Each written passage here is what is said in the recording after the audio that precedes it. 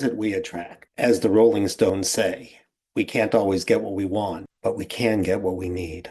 What do I mean? We think we're attracting something that would give us gratification, and yet we keep attracting things that we find to be very difficult. So let me give you an example of a couple that I saw. They came in because one day, out of the blue, when he had never been violent, she said something to him and he slapped her.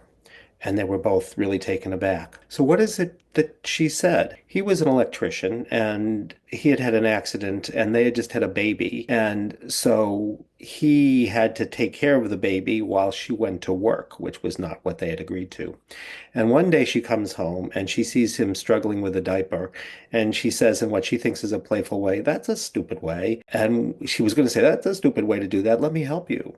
And she thought she was being playful about it. And when she said, "That's a stupid way," he went and slugged her. And so they were both, of course, really frightened, even though it was so out of character. And so I said, what to him, after we did a safety check, what is it you really wanted? And all he said was, I just wanted her to say, "I can really see you're trying hard and I appreciate that. I know this isn't easy for you." And so she was able to say that. And then I asked her, what did she really want?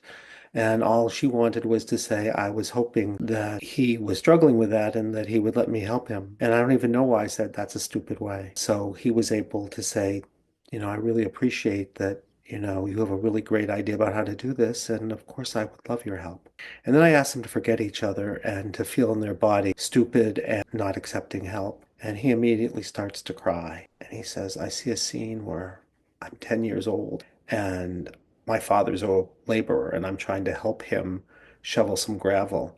And I overhear him say to some friends as he's watching, 'Look at my stupid kid. He can't even shovel right.'" And he's crying. And his wife is in shock because he was sort of a very traditional guy. She had actually never seen him cry in all their 10 years of being together. And so I say, "Well, what is it you really wanted?"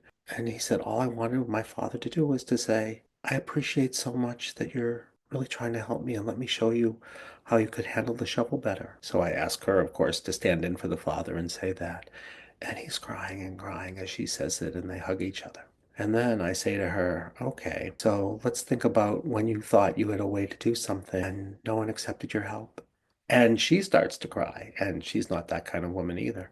She says, "I see a scene where I'm about 6 years old and my mother is trying to put up these drapes and she's not very good at it." And I'm thinking to myself, although I don't say it, "That's a stupid way." And I say, "Mom, let me help you." And she says, "Go out and play." It's like she had sent me off. And I was really upset. And she's crying, remembering the scene in her body. And I say, "What did you want?" And she says, "All I wanted was for her to acknowledge that I might have something that could be helpful to her and just appreciate me when I was working with her." And I have him stand in for the mother, and then they hug each other. And I will say, even though they kept coming for therapy, they were never again worried about this kind of interaction. So we can't always get what we want, but we do get what we need as long as we know that what we need we may not be aware of until we look at our reactivity and say, it's a clue to what it is we really want. So if you're interested in this kind of therapy, particularly couples therapy, go to lifecenteredtherapy.com and click on book a consultation. And of course, if you want to learn how to work with relationships, we can help you with that too.